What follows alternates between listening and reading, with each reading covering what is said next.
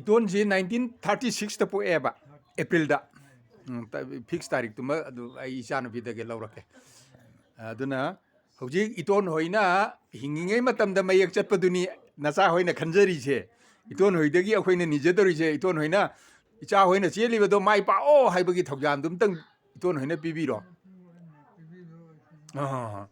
ꯑꯗꯨꯅꯤ ꯏꯇꯣꯟ ꯑꯩꯈꯣꯏ ꯀꯔꯤꯃꯠꯇ ꯂꯥꯏꯅꯤꯡꯉꯪꯒꯤ ꯌꯥꯊꯪ ꯀꯣꯛꯊꯛꯇ ꯊꯥꯡꯒꯠꯇꯅ ꯆꯦꯟꯕꯗꯅꯦ ꯉꯁꯤꯐꯥꯎ ꯇꯤꯡꯈꯪ ꯇꯨꯝꯕꯧ ꯑꯃꯠꯇ ꯌꯨꯗ꯭ꯔꯤꯕꯅꯤ ꯂꯥꯜꯂꯛꯇꯅꯤ ꯅꯣꯡꯃꯩ ꯃꯔꯛꯇꯅꯤ ꯅꯣꯡꯃꯩ ꯆꯤꯡꯗꯣꯟ ꯃꯔꯛꯇꯅꯤ ꯑꯩꯈꯣꯏꯅ ꯉꯥꯡꯅꯔꯛꯏꯕ ꯁꯛꯅꯔꯛꯏꯕ ꯇꯧꯔꯛꯏꯁꯦ ꯑꯗꯨꯕꯨ ꯂꯥꯏꯅꯤꯡꯉꯟꯒꯤ ꯊꯧꯖꯥꯟꯗꯒꯤ ꯂꯥꯏꯅꯤꯡꯊꯧ ꯏꯕꯨꯡꯉꯣꯒꯤ ꯊꯧꯖꯥꯟꯗꯒꯤ ꯉꯁꯤ ꯐꯥꯎꯕ ꯏꯇꯨ ꯇꯨꯕ ꯑꯃ ꯁꯣꯛꯇ꯭ꯔꯤꯗꯅ ꯑꯆꯨꯝꯕꯗꯨꯇ ꯉꯥꯡꯉꯒ ꯂꯣꯏꯔꯦ ꯀꯩꯅꯣ ꯈꯕꯔꯗ ꯑꯩꯅ ꯐꯅ ꯌꯥꯝꯅ ꯁꯦꯡꯗꯣꯛꯈ꯭ꯔꯕꯅꯤ ꯃꯣꯏ ꯅꯍꯥꯔꯣꯟꯒꯤꯗ ꯑꯗꯨꯒꯤ ꯄꯦꯄꯔꯁꯤꯡꯗꯣ ꯂꯣꯏꯅꯃꯛ ꯂꯩꯔꯤꯕ ꯅꯠꯇ꯭ꯔꯣ ꯑꯩ ꯅꯣꯡꯃ ꯂꯧꯕ ꯂꯥꯛꯆꯒꯦ ꯑꯩ ꯈꯪꯗ꯭ꯔꯦ ꯏꯆꯥ ꯊꯤꯍꯟꯒꯦ ꯏꯆꯥ ꯊꯤꯍꯟꯒꯦ ꯏꯆꯥ ꯊꯤꯍꯟꯒꯦ ꯀꯩꯅꯣꯗ ꯂꯥꯏꯅꯤꯡꯕ ꯃꯪꯒꯤ ꯅꯤꯉꯣꯝꯕ ꯃꯪꯒꯤ ꯃꯥꯁꯨ ꯂꯩꯔꯤꯌꯦ ꯑꯩ ꯆꯠꯂꯒ ꯉꯥꯏꯇꯅ ꯋꯥꯔꯤ ꯁꯥꯟꯅꯩꯌꯦ ꯃꯉꯣꯟꯗ ꯃꯥ ꯈꯪꯉꯝꯒꯅꯤ ꯃꯉꯣꯟꯗ ꯀꯣꯄꯤ ꯑꯩꯅ ꯄꯤꯕꯅꯤ ꯍꯣ ꯃꯥꯗꯤ ꯀꯤꯗꯅ ꯐꯤꯉꯥꯡ ꯁꯦꯠꯄ ꯀꯥꯛ ꯇꯣꯛꯇꯅ ꯑꯃꯨꯛ ꯐꯩꯖꯣꯝ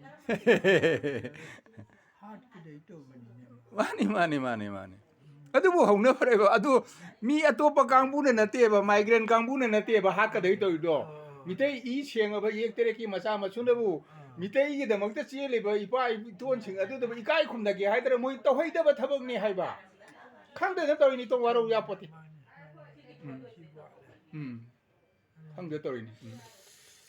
ꯃꯉꯣꯟꯗ ꯆꯠꯂꯒꯗꯤ ꯀꯣꯄꯤ ꯂꯩꯔꯝꯕ ꯌꯥꯏ ꯑꯩ ꯂꯣꯏ ꯂꯧꯁꯟꯒꯦ ꯃꯥꯏ ꯃꯅꯥꯛꯇ ꯁꯨꯝ ꯉꯥꯏꯇꯅ ꯆꯠꯂꯤ ꯁꯤꯒꯨꯝꯕ ꯑꯗꯒꯤ ꯏꯇꯣꯟ ꯇꯣꯝꯆꯧꯗꯣ ꯑꯩ ꯃꯣꯏꯔꯥꯡꯊꯦꯝ ꯇꯨꯅꯥꯜ ꯍꯥꯏꯅ ꯈꯪꯕꯅꯤ ꯑꯩꯉꯣꯟꯗꯒꯤ ꯃꯥꯅ ꯆꯍꯤ ꯃꯔꯤꯒꯨꯝꯕ ꯍꯜꯂꯝꯒꯗ꯭ꯔꯥ ꯈꯪꯗꯦ ꯑꯗꯨꯋꯥꯏꯗ ꯃꯥꯏꯅ ꯍꯜꯂꯝꯒꯅꯤ ꯍꯣꯏ ꯃꯥꯅ ꯃꯣꯏ ꯍꯧꯖꯤꯛ ꯆꯍꯤ 38 ꯆꯪꯉꯕꯅꯤ 38 ꯍꯧꯖꯤꯛꯀꯤ ꯏꯇꯣꯟ ꯇꯣꯝꯆꯧꯒ ꯃꯣꯏ ꯑꯅꯤꯁꯦ ꯊꯥꯗ ꯍꯟꯅꯩ ꯍꯥꯏꯌꯦ ꯏꯇꯣꯟ ꯇꯣꯝꯆꯧꯅ ꯊꯥ 3 ꯍꯜꯂꯦ ꯍꯥꯏ ꯇꯣꯝꯆꯧ ꯃꯥ ꯂꯥꯏꯔꯤꯛ ꯏꯔꯤꯌꯦ ꯏꯇꯣꯟ ꯇꯣꯝꯆꯧꯗꯤ ꯃꯥꯗꯤ ꯃꯊꯧꯅꯥ ꯂꯩꯕꯅꯤ ꯃꯊꯧꯅꯥ ꯂꯩ ꯑꯗꯨꯒ ꯃꯤꯂꯥꯟ ꯐꯨꯊꯔꯤꯃꯤꯗꯅ ꯃꯥꯒ ꯃꯣꯏꯒꯤ ꯃꯆꯥ ꯃꯁꯨ ꯂꯣꯏꯅ ꯆꯪꯉꯒ ꯃꯤꯂꯥꯡ ꯀꯥꯡꯕꯨ ꯐꯨꯈꯤꯕꯒꯤ ꯄꯥꯎ ꯇꯥꯏ ꯈꯪꯗꯦꯗ ꯐꯨꯅ ꯆꯩꯅꯕꯁꯤ ꯌꯥꯎꯍꯟꯅꯤꯡꯗꯕꯅꯤ ꯑꯗꯨ ꯃꯣꯏꯅ ꯑꯍꯟꯗꯨꯗ ꯈꯨꯠ ꯊꯥꯔꯛꯄꯩꯅꯤ ꯏꯇꯣꯟ ꯑꯗꯨꯒꯤ ꯚꯤꯗꯤꯑꯣ ꯂꯣꯏ ꯂꯩꯌꯦ ꯚꯤꯗꯤꯑꯣ ꯂꯣꯏ ꯂꯩ ꯏꯇꯣꯟ ꯇꯣꯝꯆꯧꯗ ꯂꯣꯏ ꯂꯩ ꯀꯔꯤꯃꯇ ꯗꯣꯀꯨꯃꯦꯟ ꯑꯃꯇ ꯃꯥꯡꯍꯟꯗꯦ ꯀꯅꯥꯃꯠꯇꯅ ꯑꯣꯏꯗ ꯄꯥꯗꯕ ꯍꯥꯏꯖꯤꯜꯂꯒ ꯅꯝꯖꯥ ꯅꯝꯊꯦꯛ ꯇꯧꯕ ꯌꯥꯔꯣꯏ ꯃꯗꯨ ꯑꯄꯣꯛꯄꯒꯤ ꯊꯧꯖꯥꯟꯅꯅꯤ ꯂꯥꯏꯅꯤꯡꯍꯟꯒꯤ ꯌꯦꯜꯍꯧ ꯗꯤꯁꯀꯣꯚꯔꯤ ꯌꯦꯜꯍꯧ ꯃꯌꯦꯛ ꯑꯄꯣꯛꯄꯒꯤ ꯁꯪꯂꯦꯟꯗ ꯊꯥꯕꯗꯨ ꯃꯨꯊꯠꯄ ꯂꯥꯛꯄ ꯃꯤꯂꯥꯟ ꯀꯥꯡꯕꯨꯒꯅꯦꯕ ꯐꯨꯅꯔꯤꯗꯣ ꯍꯧꯅꯕ꯭ꯔꯥ ꯍꯥꯏꯕ ꯑꯗꯣ ꯃꯣꯏꯒꯤ ꯄꯣꯠꯅꯤ ꯑꯩ ꯈꯪꯗꯅ ꯇꯧꯔꯤ ꯃꯣꯏ ꯄꯣꯠꯅꯤ ꯈꯪꯖꯗ ꯇꯧꯔꯤꯅꯤ ꯑꯗꯨ ꯐꯖꯅ ꯃꯊ꯭ꯋꯥꯏ ꯀꯟꯕꯤꯔꯒ ꯊꯥꯗꯣꯛꯈꯤꯑꯕ ꯍꯣꯏ ꯅꯣꯏ ꯃꯇꯨꯡ ꯃꯅꯥꯎꯗꯤ ꯈꯪꯉꯣꯀꯣ ꯁꯦ ꯃꯤꯇꯩꯒꯤ ꯃꯌꯦꯛ ꯑꯁꯦꯡꯕꯗꯤ ꯁꯤꯅꯤ ꯅꯣꯏꯒꯤꯗꯨꯗꯤ ꯑꯁꯦꯡꯕ ꯃꯌꯦꯛꯅꯤ ꯍꯧꯖꯤꯛꯐꯥꯎ ꯁꯦꯝ ꯂꯣꯏꯗ꯭ꯔꯤꯅꯤ ꯃꯤꯇꯩꯂꯣꯟ ꯄꯨꯔ ꯆꯠꯄ ꯉꯝꯗꯕꯅꯦꯁꯦ ꯍꯧꯖꯤꯛ ꯑꯉꯥꯡꯁꯤꯡ ꯂꯥꯏꯔꯤꯛ ꯇꯝꯕꯗ ꯃꯣꯏꯒꯤ ꯀꯔꯤ ꯀꯣꯛ ꯁꯝ ꯃꯤꯠ ꯅꯥ ꯄꯥ ꯀꯥꯏꯅ ꯇꯧꯕ ꯃꯣꯏ ꯃꯌꯦꯛꯇꯣ ꯃꯗꯨ ꯇꯧꯅꯕꯗ ꯑꯉꯥꯡꯁꯤ ꯕ꯭ꯔꯦꯟ ꯆꯥꯊꯠꯂꯦ ꯑꯉꯥꯡ ꯍꯩꯃꯥ ꯃꯤꯇꯩꯂꯣꯟ ꯏꯔꯒ ꯆꯠꯄ ꯉꯝꯗꯗꯅ ꯀꯔꯤ ꯀꯥꯟꯅꯗꯣꯏꯅꯣ ꯍꯥꯏꯕ ꯅꯠꯇꯦ ꯁꯨꯃꯛꯇꯕꯨ ꯍꯥꯏꯔꯤꯕ ꯃꯣꯏꯗꯨꯒ ꯑꯩꯈꯣꯏꯒꯤ ꯑꯁꯦꯡꯕ ꯑꯣꯏꯔꯝꯃꯣꯅꯦ ꯑꯗꯨ ꯐꯥꯎꯕꯗ ꯑꯗꯨꯛꯀꯤ ꯃꯇꯤꯛ ꯁꯣꯛꯏ ꯍꯥꯏꯕ ꯃꯥꯅꯦ ꯆꯨꯝꯃꯦ ꯑꯗꯨꯅꯤ ꯈꯪꯗꯕꯅ ꯎꯖꯗꯦ ꯆꯥꯕ ꯃꯅꯤꯡ ꯊꯨꯡꯖꯗꯦ ꯍꯥꯏꯕꯗꯣ ꯏꯇꯣꯟ ꯈꯪꯍꯟꯅꯕ ꯍꯣꯠꯅꯕ ꯇꯥꯏ ꯑꯩꯈꯣꯏꯅ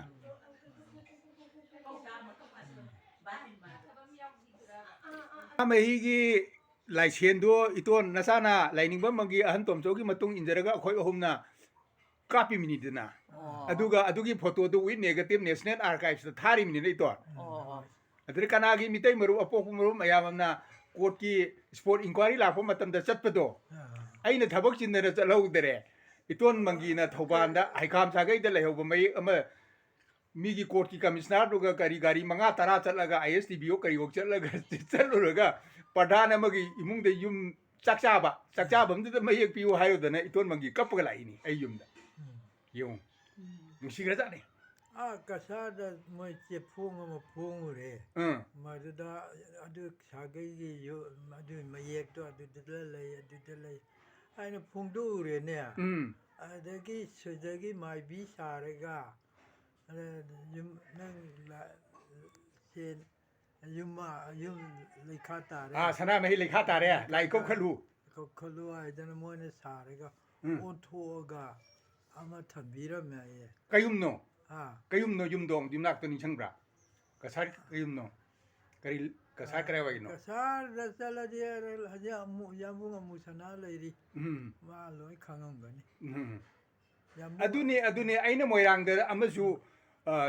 lokhat pasal lu re aduga mai bi sangam me mai chin to khrim ni to ဒို aduna ujik ai ujik pandil loichang maru loichang da ayang na hai ba potu claim to do re ba pandil loichang maru loichang chi chi khudum chan da ba ya de ba laining na hai ba impan kang lai mayon kang na chum ga punu mak chum gune ba se machida hana chum thok pa tai machida puri ba mai bi milan gi agent gai je machi yes wakhan dan ba tai အဒူနီအဲ့ဒီwakhan mana ba duna iton thire ni ne wakhan mana ba duna ado nga sigi nu michida ne babung je normen do wari chana ba nungai di che se kaya kanglen sa thok ba ye no chuli pa ba chei bi noren holi ba yang je sagon thori bu do kok len phu da ngan thoi da le ri iton gi kari gi no iton adum wakhal tara kani ai ga no ma da ne minute ahum da wari chana si adum ai normal la kani iton memory se function to da ba iton gi apam ba da function to ka ne memory sap we e ba sida ma pui bungo ma poli da bagi sagai ni achat chat da bagi mayoni sida ma pui bungo du mi khuting ge khoi thiri natra adu iton thi da ba kui re ba kui re ko adu icha na bi ge thien je ba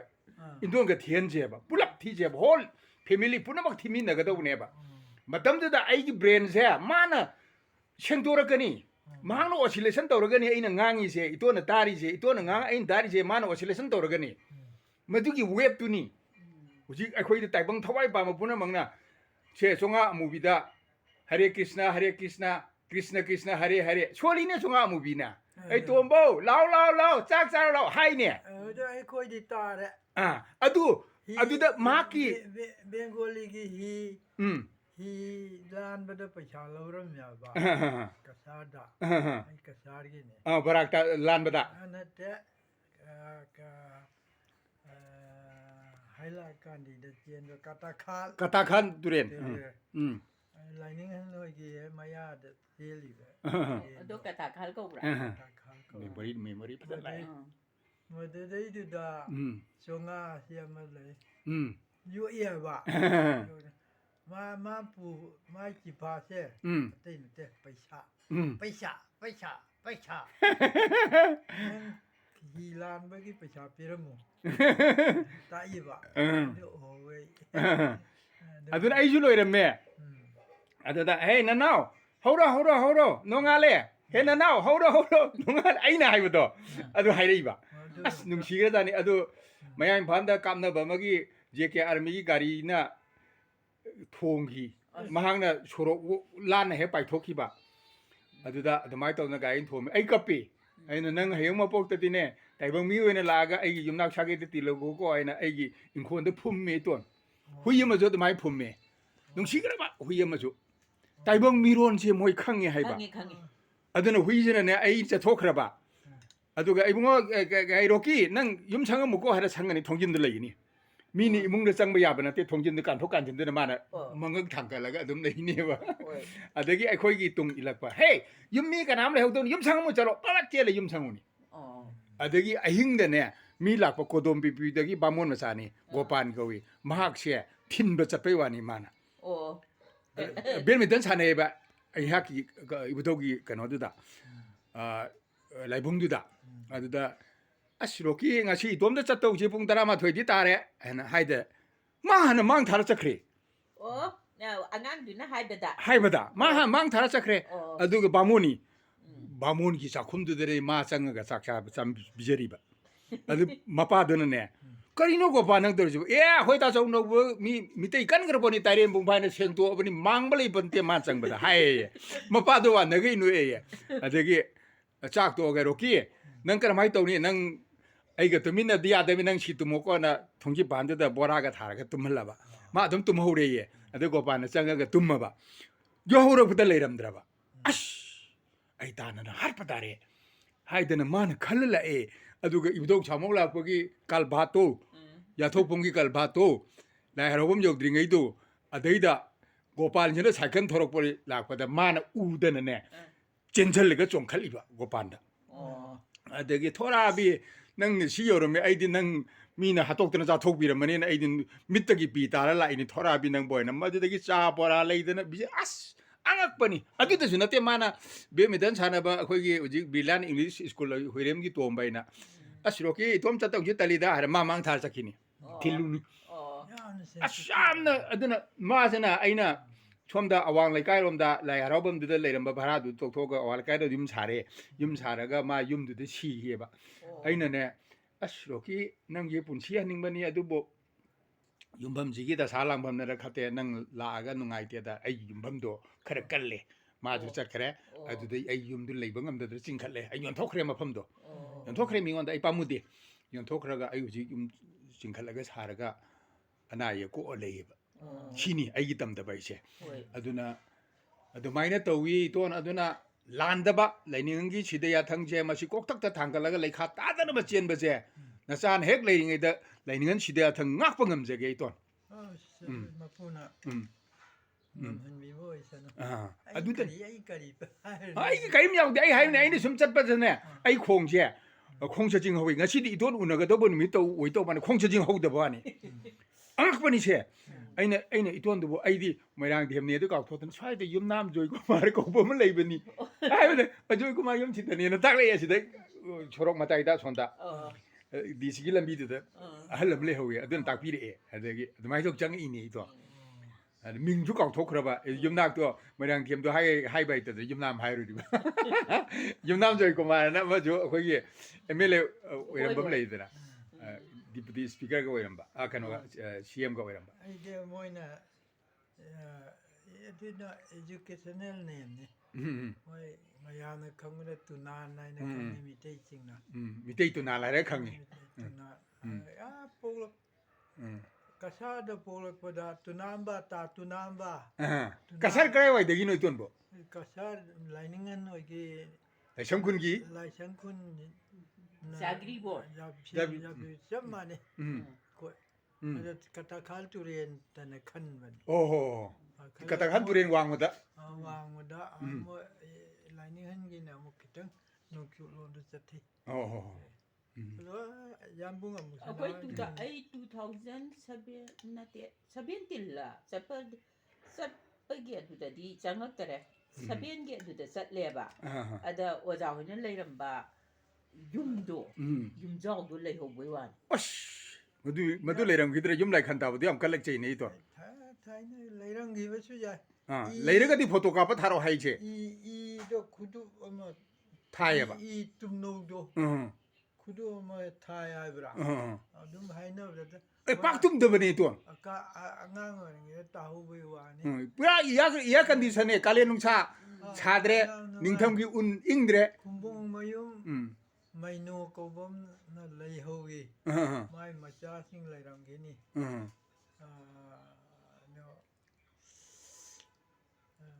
ꯑꯗꯨꯒꯨꯝꯕ ꯃꯤꯇꯩꯒꯤ ꯌꯨꯝꯖꯥ ꯑꯔꯤꯕꯗꯨ ꯂꯩꯔꯒꯗꯤ photo ꯊꯥꯔꯛꯑꯣ ꯍꯥꯏꯒꯦ ꯂꯩꯔꯝꯒꯅꯤ ꯀꯩꯅꯣꯗ ꯂꯤꯂꯣꯡꯗ ꯄꯥꯡꯒꯟ ꯌꯨꯝꯁꯤꯡ ꯌꯥꯝ ꯂꯩꯕꯅꯤꯅꯦ ꯃꯤꯇꯩ ꯂꯤꯂꯣꯡꯗꯁꯨ ꯃꯤꯇꯩ ꯌꯨꯝꯊꯥꯗ ꯌꯥꯝ ꯂꯩꯌꯦ ꯌꯨꯝꯒꯤ ꯑꯩꯈꯣꯏꯒꯤ ꯃꯥꯡꯒꯣꯟꯗ ꯇꯧꯔꯤꯕ ꯃꯇꯦꯛ ꯍꯥꯞꯄꯒ ꯑꯩ ꯃꯤꯠꯅ ꯎꯔꯅ ꯍꯥꯏꯖꯕꯅꯤ ꯃꯥꯅꯦ ꯁꯅꯥ ꯌꯨꯝꯕꯤ ꯀꯔꯤ ꯃꯌꯥꯝ ꯂꯩꯔꯤꯑꯕ ꯑꯗꯨꯒꯤ ꯄꯣꯠꯇꯨ ꯌꯨꯝꯗꯨ ꯁꯤꯗꯣꯛꯑꯒꯁꯨ ꯑꯃꯟꯕꯗꯨ ꯃꯩ ꯊꯥꯕ ꯌꯥꯗꯦꯒ ꯀꯥꯏꯅ ꯏꯔꯦꯟꯗꯅ ꯄꯜꯍꯟ ꯄꯨꯜꯍꯟꯅꯕ ꯊꯝꯕꯒꯤ ꯋꯥꯔꯤꯒ ꯂꯩꯔꯤ ꯍꯥꯏꯕ ꯃꯤꯇꯩꯒꯤ ꯂꯥꯌꯨꯝꯅꯤꯗꯅ ꯏꯇꯣꯟ ꯂꯥꯌꯨꯝꯅꯤ ꯍꯥꯏꯕ ꯂꯥꯏꯅꯤꯡꯊꯧ ꯏꯕꯨꯡꯉꯣꯒꯤ ꯁꯪꯂꯦꯟ ꯁꯪꯒꯥꯏꯅꯤ ꯍꯥꯏꯕ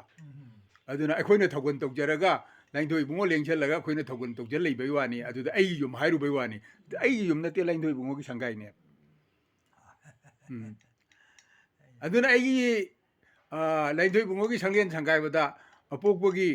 ꯁꯪꯂꯦꯟ ꯁꯪꯒꯥꯕ ꯍꯥꯏꯅ ꯍꯥꯏꯌꯦꯕ ꯑꯩꯍꯥꯛꯅ ꯃꯌꯥꯝꯅ ꯀꯩꯅꯣꯅꯦ ꯃꯥ ꯂꯥꯏꯁꯪ ꯁꯪꯒꯥꯕꯗ ꯃꯤꯁꯨ ꯌꯥꯝ ꯇꯧꯔꯤꯁꯤꯕꯣ ꯍꯥꯏꯅ kanaagi bamon gi godama chapana bamona thongalle mitei chapana mitei gi thongalle mathen ahum aduga ngasai gi nga cha da ba nga cha bagi tongan tongana gauri gi mitei gi ju adu mai tok to we 미테기 통거나 해나 하오야에 o mayam do mitei gi thongna haw ye loi changthal da cha da na akhoi gi na ko na te bamon gi na leme bamon jang thong mu na uti da nan thui ye na imai pe ma khuba khuna gre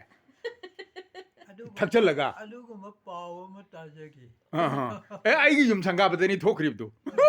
이독 자몽라 보기 그노다 떨어미나 마사기 미드서 도키 마틱 아이나 이독 자몽라 보기 마빠다 일렉트로닉스 두칸 항을 이번에 포토그래피 비디오 카피 풀업 트레드 어홈 제 떠오라가 안도도 라인 도기 턱자니다 인도리베마 아이구마 그 술레이다바 포토그래피 트레이닝 찰락티 aduga sanamai election ka pa mina ka pa ta dra aina ka pa ta bagi wari nikal lei ai ba angak pa thokjan ai ba oi lining bana hairi ni ne sidi apok pagi changnam loi ni lining ba masa man hairi ni aduna adugi mayek photo ka pa ta da ba mafam do adugi chalu bada court ki commissioner amna lit toroga survey chatpado aduda ai haida ba aina thabak chindana yaugda ba aduda लाइनिंग बदो चोपगा लेबा मयेक थिबम खंगदना हाइखाम सागैदा लेबा मयेक तो माना आ प्रधान अमगी मयुम चाक चाब मफम दुदा मयेक पिउ हाइरुदिबा अदुददी मा अंगाव बतारागा लागतना EMI Pema युमदा लागा इदो छामौ लाकपै बुंगो ननाइना लान गरे चा नौबगी मफमदा आई लान गरे आई बुंगाक पियोना काना बोते हौगरदि हौगरे पास इज पास मतुंगदा अमुक अखोय इपु इनाय थादोकनबा यादे हाइबदो ngasi इतोंद फंगिबा मेसेज नि अदु हाइरगा अदुमात सायोन तरा थिहंदना 피도 기타 인전비요 허리네 아세 와리다 가오이네 कोना मई थागला कनोदा हादलो हो हो वाटर बेग तो नंगन इंगने हाइपे वानिते वारी नुआई तोरिने अदना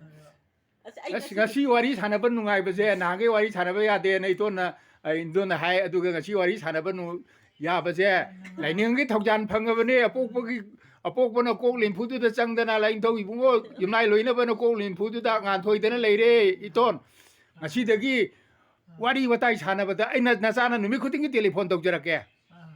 ya chang ko da sayon tara thira bre ton ai brain je ta khai ma shoy hai ba jai ho ho ho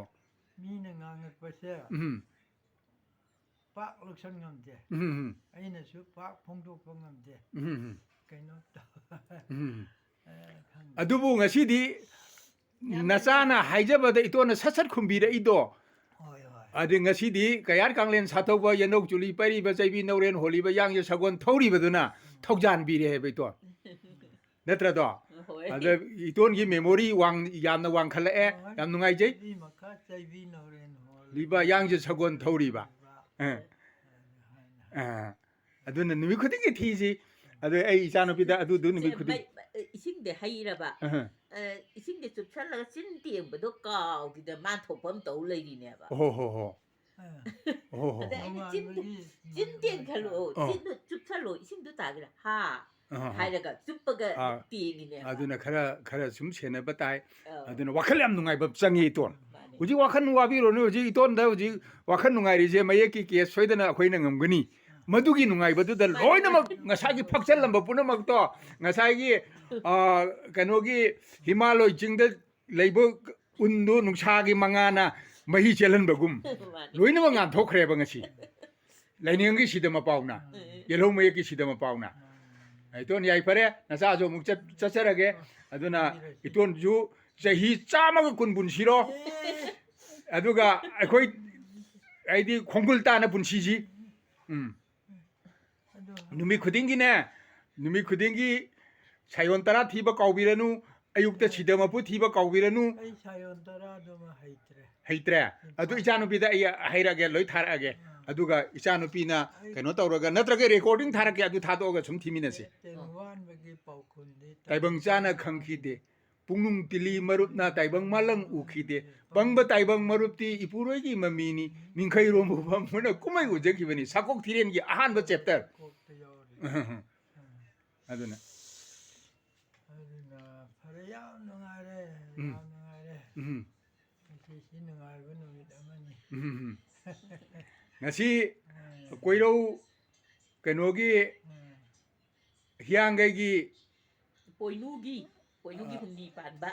aduna loidamgi Oh. loidamgi na humni panba Oh. koiraugi na ngasi ji taret ira keno chanbane ꯑꯗꯨꯅꯤꯅꯦ ꯑꯩꯅ ꯌꯥꯝ ꯀꯟꯅ ꯏꯖꯈꯤꯗꯣ ado nasana ne huji solar ꯃꯥꯟ ah lunar ꯃꯥꯟ ah ꯑꯩꯈꯣꯏꯗꯤ solar ꯃꯥꯟꯇ ꯆꯠꯂꯛꯄꯅꯤ ꯑꯗꯨꯅ ꯆꯩꯔꯥꯎꯕꯁꯤ solar ꯃꯥꯟ ꯃꯇꯨꯡ ꯏꯟꯅ ꯇꯧꯒꯗꯕꯅꯤ ꯑꯩ ꯌꯥꯝ ꯏꯖꯈꯤꯕꯅꯤꯅꯦ takhelamu wajabu kungi lai khundin lalu sajibu cherau ba leiredana hairiba poto nasana loina sitnana chimpa pujare aduna universal study center huji sana konungi tanei lupto aduda inaw nupa atonbadu joint secretary oina pure Oh. aduna huji khupai phongba calendar phongba karimata awat apa itono hina pami bado numiki khongchat thagi khongchat to yauna ai calendar phongna ba thaurang tore ꯑꯗꯣ 이보ꯆꯧꯅ 이ꯕ ꯍꯧꯔꯝꯕꯅꯤꯅꯦ ibo chawne iba heremi magi asoiba khitang lei adu loinama hujiki universal study center sina world gi oiba numit thagi khongchat thawa michaki khongchat sijil pulap study tawraga ꯃꯣꯏꯒꯤꯁꯨ ꯂꯥꯜꯂꯤꯃꯤꯅꯦ ꯃꯣꯏꯒꯤ ꯍꯥꯏꯗꯤ ꯃꯣꯏꯒꯤ ꯄꯟꯖꯤꯀꯥꯁꯤꯗ ꯕꯤꯁꯨද්ධ ꯑꯁꯨද්ධ ꯑꯅꯤꯈꯛ ꯂꯩ ꯍꯧꯖꯤꯛ ꯆꯠꯂꯤꯁꯤ memory yang ꯈꯔ wang si ꯂꯥꯟꯕꯗꯨꯅꯦꯕ ꯆꯞ ꯆꯥꯅ ꯆꯨꯝꯕ ꯅꯠꯇꯦ ꯍꯥꯏꯕ moine chawrak panidana aikhoigi pandit raj atombabu saramana bagamayan koba aduda iraga thanamme mitei gi ipa ipudi hindu singna poktringeda numit thagi khongchat che khongjom nobi nongkaron babu iraga thanamme hairi magi bagamayan haiba larik tuda bagamayan haibadu ibungo thongbam premjina ayon khudon tore yambung sima yambung paibiro pandit raj atombabu na hairami base yambung chimpa pubiro na adu ai chimpa pura ngangi chini to aduna hujik akhoi hujik loksing punamak se chumjanaraga mitei kananabagi malemdagi mitei kangkhun muttanaba honajare ton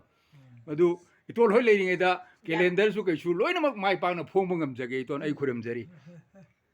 ꯃꯄꯨꯅ ꯊꯧꯌꯥꯝꯕꯤꯁꯅ fare yam nungaire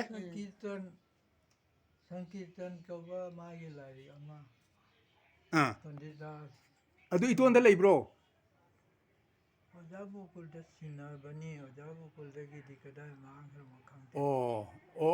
ai thige akhoi maibam tombada khara leiramba yai ai thige Pena sakpaduro. Natte? Maibam tumba. police inspector oirambado ꯑꯗꯣ ꯍꯣꯏ ꯊꯤꯔꯒꯕꯨꯗꯤ thige aduna itona ne cc thijallo haibado nasada takpiwa manghaning deba portsing do ningjanga ga icha nopi da heta haibiro ma mai thajarani adagi hujiki itona tana na ba ai sayon tara thiba akhoigi kanona ga thiba leye iton amusna na ga thiba loi tharake aduga yasanga koda ꯌꯥꯃꯨ ꯑꯃꯨꯁꯅꯥꯗꯣ ꯂꯩꯔꯤ ꯍꯥꯏꯕ leiri ꯂꯩꯔꯤꯕꯅꯤꯅ ꯃꯥꯁꯨ ꯈꯔ ꯆꯣꯔꯛꯄ ꯌꯥꯎꯏ ꯉꯥꯡꯕꯗ wari watai sum sabaje kuina saba yadre phone ji thoeda kakthaki haloi chalakpi waraktana Mane mane.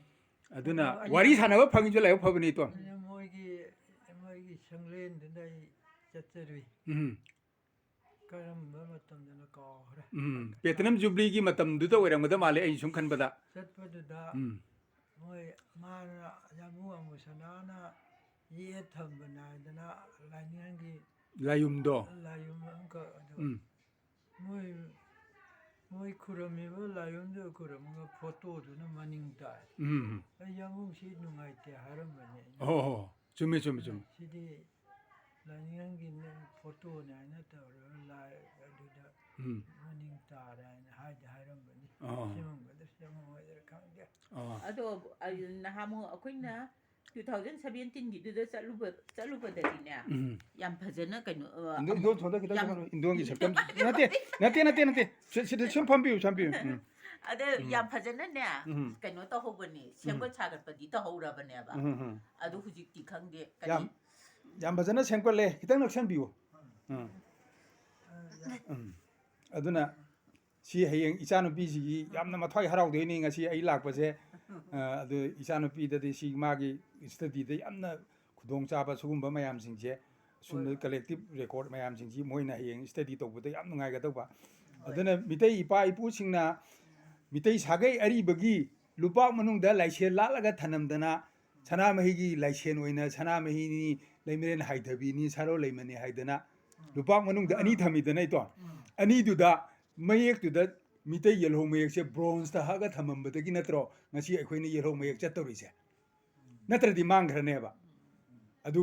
ꯀꯣꯅꯨꯡꯒꯤ ꯁꯅꯥ ꯀꯣꯅꯨꯡꯒꯤ ꯃꯥꯏꯕ ꯃꯥꯏꯕꯤꯅ ꯍꯨꯔꯥꯟꯕꯒꯤ ꯃꯇꯤꯛꯁꯨ ꯅꯠꯇ꯭ꯔꯦ ꯍꯧꯖꯤꯛ ꯁꯤꯒꯤ ꯄꯣꯠꯁꯦ ꯑꯩꯅ ꯉꯥꯡꯉꯤꯕ ꯃꯌꯥꯝꯁꯦ ꯌꯨꯇ꯭ꯌꯨꯕꯇ ꯊꯥꯒꯠꯂꯗꯧꯅꯤ ꯏꯇꯣꯟ ꯃꯥꯂꯦꯝꯒꯤ ꯑꯣꯏꯒꯗꯧꯅꯤ ꯁꯔꯣꯟ ꯂꯩꯃ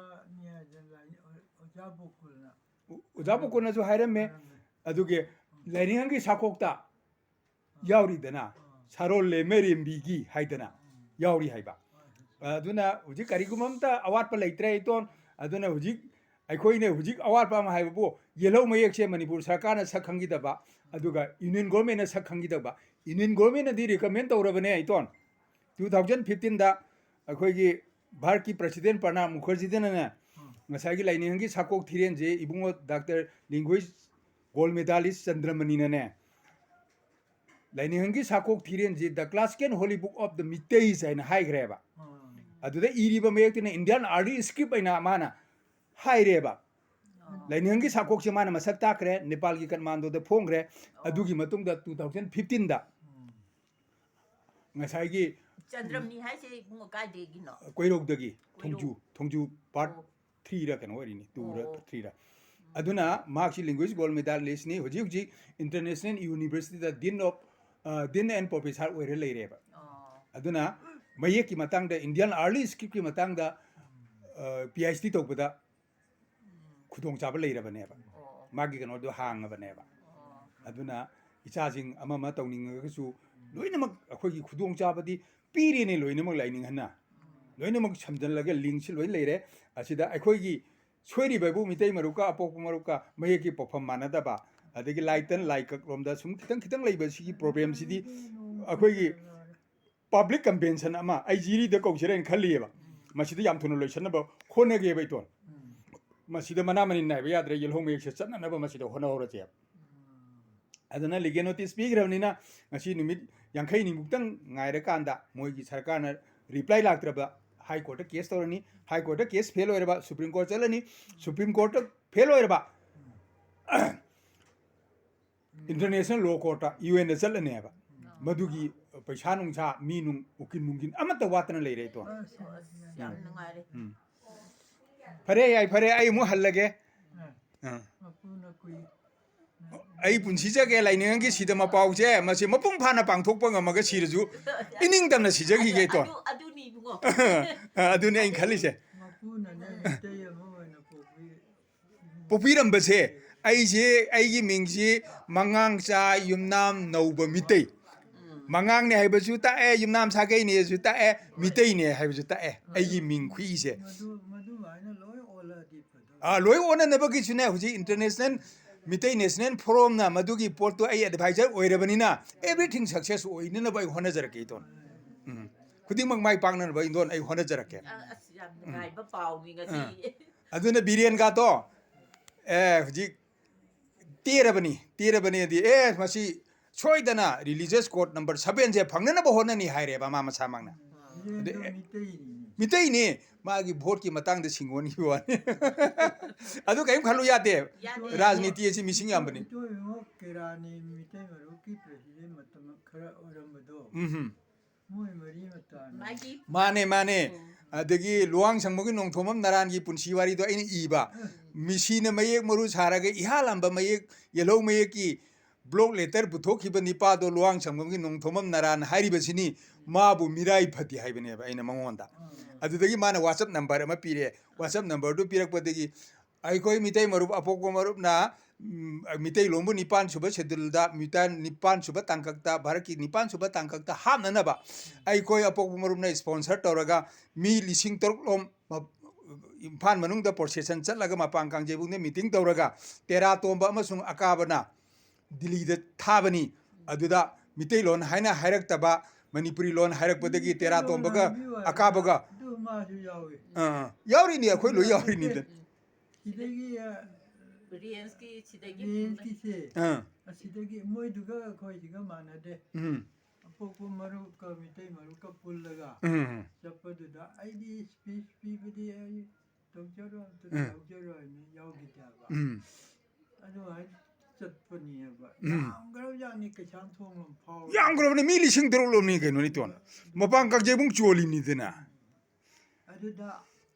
ꯀꯕꯨꯏ ꯃꯆꯥ ꯑꯃꯅ ꯃꯩꯇꯩꯔꯣꯟꯗ ꯃꯥ ꯁ꯭ꯄꯤꯆ ꯄꯤꯌꯦꯕ พะจัดรอดอ ꯑꯗꯨꯗ ꯑꯦꯝ ꯁꯨꯒꯤ ꯑꯉꯥꯡꯈꯩ ꯈꯤꯇꯪ ꯁꯥꯎꯅꯤꯡꯉꯤ ꯅꯨꯃꯤꯠꯇꯨꯗ ꯑꯩꯈꯣꯏ ꯑꯗꯒꯤ ꯑꯦꯝ ꯌꯨꯒꯤ ꯁ꯭ꯇꯨꯗꯦꯟ ꯌꯨꯅꯤꯌꯟ ꯈꯤꯇꯪ ꯁꯥꯎꯅꯤꯡꯉꯤ ꯃꯅꯤꯄꯨꯔ ꯁꯥꯍꯤꯇ꯭ꯌ ꯄꯔꯤꯁꯠꯅ ꯂꯤꯗ ꯇꯧꯔꯒ ꯃꯣꯏ ꯂꯣꯏ ꯆꯠꯈꯤꯗꯅ ꯉꯁꯤꯗꯤ ꯀꯔꯤ ꯁꯥꯔꯦ ꯁꯔꯕꯅꯥ ꯁꯥꯔꯦ ꯃꯅꯤꯄꯨꯔꯤ ꯂꯣꯟ ꯍꯥꯏꯔꯗꯤ ꯕꯤꯁꯨꯄꯤꯌꯥꯅ ꯑꯩꯈꯣꯏ ꯂꯣꯟꯅꯤ ꯀ꯭ꯂꯦꯝ ꯇꯧꯈ꯭ꯔꯦ ꯈꯕꯔꯗ Yes. ꯄꯥꯎꯆꯦꯗ ꯐꯣꯡꯈꯤꯕ ꯑꯃꯨꯛ ꯄꯥꯕꯨꯡꯅꯕꯨ ꯍꯔꯥꯎꯔꯤꯕꯅꯤ ꯄ꯭ꯔꯤꯟꯁꯤꯄꯤꯌꯥꯅ ꯃꯅꯤꯄꯨꯔꯤ ꯑꯩꯈꯣꯏꯒꯤꯅꯦ ꯍꯥꯏꯔꯛꯏꯕ ꯀꯦꯁ ꯇꯧꯁꯜꯂꯛꯏ ꯃꯣꯏꯗ ꯃꯅꯤꯄꯨꯔꯤ ꯄꯤꯊꯣꯛꯈ꯭ꯔꯣ ꯑꯩꯈꯣꯏ ꯃꯤꯇꯩ ꯂꯣꯟ ꯑꯗꯨ ꯑꯗꯨꯝ ꯂꯩꯖꯔꯗꯧꯅꯦ ꯄꯤꯊꯣꯛꯈ꯭ꯔꯁꯦ ꯍꯥꯏꯔꯝꯅꯦ ꯑꯩꯍꯥꯛꯁꯨ ꯑꯗꯨ ꯍꯔꯥꯎꯔꯤꯕꯅꯤ ꯇꯧꯁꯅꯨ ꯍꯥꯏꯗꯅ ꯃꯣꯏꯗꯤ ꯃꯩꯇꯩꯔꯣꯟ ꯍꯥꯏꯗꯦ ꯃꯅꯤꯄꯨꯔꯤ ꯍꯥꯏꯕ ꯃꯥꯅꯦ ꯃꯥꯅꯦ ꯃꯣꯏꯅ ꯕꯤꯁꯨꯄꯤꯌꯥꯅ ꯃꯅꯤꯄꯨꯔꯤ ꯍꯥꯏꯕꯁꯦ ꯃꯣꯏꯒꯤꯅꯦꯅ ꯀ꯭ꯂꯦꯝ ꯇꯧꯔꯤꯁꯤ ꯆꯨꯝꯗ꯭ꯔꯣ ꯆꯨꯝꯃꯦꯗꯅ ꯃꯣꯏꯒꯤ ꯃꯄꯥ ꯃꯄꯨꯒꯤ ꯃꯔꯣꯟꯅꯦ ꯍꯥꯏꯕ ꯃꯣꯏ ꯃꯄꯥ ꯃꯄꯨꯁꯨ ꯅꯠꯇ꯭ꯔꯤꯅꯦ ꯅꯠꯇꯦ ꯃꯣꯏꯗꯤ ꯎꯔꯤꯌꯥꯅꯤ ꯍꯥꯏꯌꯦ ꯃꯁꯤ ꯑꯣ ꯃꯣꯏꯒꯤ ꯎꯔꯤꯌꯥ ꯃꯣꯏꯁꯨ ꯎꯔꯤꯌꯥꯗꯩ ꯍꯧꯔꯛꯄꯅꯤ ꯑꯣ ꯍꯣ ꯇꯥꯏ ꯑꯗꯨꯅ ꯍꯧꯖꯤꯛ ꯅꯠꯇ ꯁꯪꯒꯤꯇꯟꯗꯤ ꯃꯣꯏꯒꯤꯅꯦꯅ ꯀ꯭ꯂꯦꯝ ꯇꯧꯈ꯭ꯔꯦ ꯌꯨꯅꯤꯁꯀꯣꯒ ꯌꯧꯈ꯭ꯔꯦ ꯃꯣꯏꯅ ꯇꯧꯔꯤꯁꯦ ꯑꯗꯨꯅ ꯍꯧꯖꯤꯛ ꯒꯣꯕꯤꯟꯗ ꯇꯦꯝꯄꯜ ꯕꯣꯔꯗ ꯀꯩꯗꯧ ꯂꯩꯔꯤꯒꯦꯕ ꯃꯤꯅ ꯕꯤꯁꯨꯄꯤꯌꯥꯅ ꯀ꯭ꯂꯦꯝ ꯇꯧꯔꯤꯁꯤ ꯃꯣꯏꯅ ꯊꯦꯡꯅꯐꯝ ꯊꯣꯛꯇ꯭ꯔꯣ ꯃꯣꯏ ꯊꯦꯡꯅꯗꯅ ꯇꯨꯃꯤꯟ ꯂꯩꯔꯤꯁꯦ ꯕꯤꯁꯨꯄꯤꯌꯥꯗ ꯄꯤꯊꯣꯛꯈ꯭ꯔꯒꯦꯅ ꯇꯧꯔꯤ ꯅꯠꯇ꯭ꯔꯕ ꯑꯗꯩ ꯍꯧꯖꯤꯛꯇꯤ ꯉꯁꯤ ꯑꯦꯋꯥꯔꯗꯁꯨ ꯑꯗꯨ ꯁꯪꯀ꯭ꯔꯤꯇꯣꯟꯒꯤ ꯃꯔꯝꯗꯁꯨ ꯑꯦꯋꯥꯔꯗ ꯑꯗꯨ ꯐꯪꯉꯦ ꯇꯧꯔꯛꯏꯗꯅ ꯈꯕꯔꯗ ꯉꯁꯤ ꯈꯕꯔꯗꯁꯨ ꯌꯥꯎꯏꯗꯅ ꯃꯥꯅꯦ ꯃꯥꯅꯦ ꯑꯩ ꯃꯥꯅꯦ ꯍꯦꯗꯤꯡꯗ ꯈꯔ ꯎꯕꯩ ꯋꯥꯅꯤ ꯄꯥꯗꯤ ꯐꯖꯅ ꯄꯥꯗꯦ ꯑꯗꯨ ꯄꯥꯕ ꯃꯌꯥꯝꯗꯣ ꯃꯣꯏ ꯀꯩꯅꯣ ꯇꯧꯗꯦꯕ ꯑꯗꯨ ꯕꯤꯁꯨꯄꯤꯌꯥꯅ ꯑꯩꯈꯣꯏꯒꯤꯅꯤ ꯍꯥꯏꯔꯕꯅꯦ ꯍꯥꯏꯔꯕꯅꯤꯅ ꯅꯠꯇ ꯁꯪꯒꯤꯇꯟ ꯖꯨꯂꯣꯟ ꯅꯨꯡꯂꯣꯟ ꯀꯥꯡ ꯔꯊ ꯖꯇꯥ ꯀꯔꯤ ꯂꯣꯏꯅꯃꯛ ꯃꯣꯏꯒꯤꯅꯦꯅ ꯆꯨꯝꯁꯨ ꯆꯨꯝꯃꯤꯕ ꯃꯤꯇꯩꯒꯤ ꯅꯠꯇꯦ ꯍꯥꯏꯕ ꯍꯤꯟꯗꯨꯒꯤꯅꯦ ꯍꯥꯏꯕ ꯄꯨꯔꯤꯒꯤꯅꯦꯕ